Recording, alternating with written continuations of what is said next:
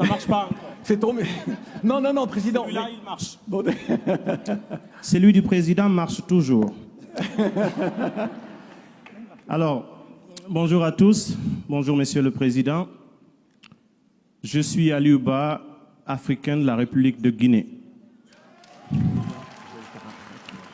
Et je vais profiter de l'occasion pour saluer tous les Africains, tous les Français et tous les Guinéens qui sont dans cette salle. Alors, pour aller dans le même sens que mon ami Cheikh, Monsieur le Président, je perçois ce sommet comme étant le sommet de la clarification sur certains sujets qui sont très sensibles et qui cristallisent l'attention de l'opinion publique africaine et française par endroits. Peut-être que nous n'avons pas la même perception de ce qu'on appelle régime démocratique, parce qu'il me semble qu'il suffit de s'adosser sur des lois et ce qui est légal pour considérer un régime démocratique, étant donné que nous sommes tous d'accord qu'il y a une prééminence de la légitimité sur la légalité pour que nos actions portent. C'est vrai qu'il y a de nos dirigeants qui sont légitimes. Il y en a beaucoup qui ne le sont plus.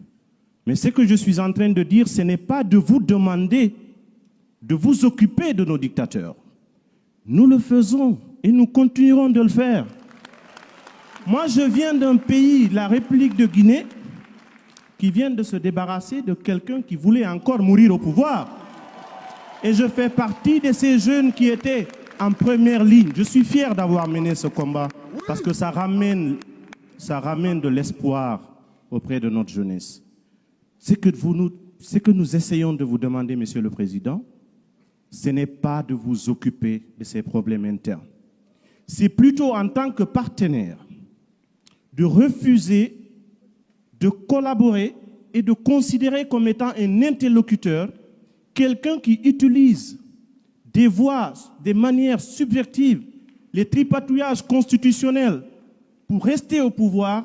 N'en faites pas un partenaire. Parce que habituellement, ce qui arrive, Monsieur le Président, on utilise beaucoup de la subtilité politique dans le langage. Aussi longtemps qu'on va continuer de traiter cette question au cas par cas, comme on le dit en Afrique, selon la tête du client, on ne s'en sortira pas. Ne voyez pas le Tchad différemment que le Mali, que la Guinée, que la Côte d'Ivoire. Sur cette question-là, traitons-la de façon transversale. Autant vous vous êtes prononcé sur les questions de droits de l'homme, il y a des valeurs que nous avons en partage, les valeurs universelles. Le droit à l'alternance, c'est quelque chose qui représente ce qu'on appelle l'oxygène de la démocratie. Peut-être que ça ne se réduit pas à une histoire de nombre de mandats. Vous allez peut-être dire que nous sommes, bien entendu, disposés à pouvoir gérer nos lois, définir le nombre de mandats. Nous sommes d'accord de tout ça. Mais encore une fois, je le réitère, il n'y a pas d'amalgame dans notre démarche.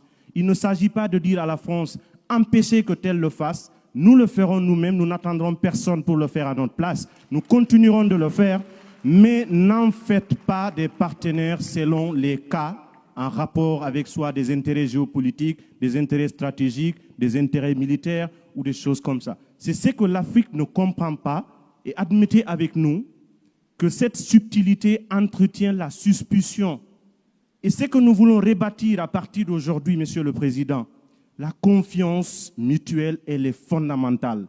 Mettons de côté tout ce qui peut entraîner le préjugé, la suspicion, les petits calculs. Certes, c'est politique, mais des questions de ce type, nous, Africains, nous voulons que vous vous positionnez comme étant un partenaire qui travaille, un partenaire des peuples africains, non pas un partenaire des syndicats de dirigeants africains.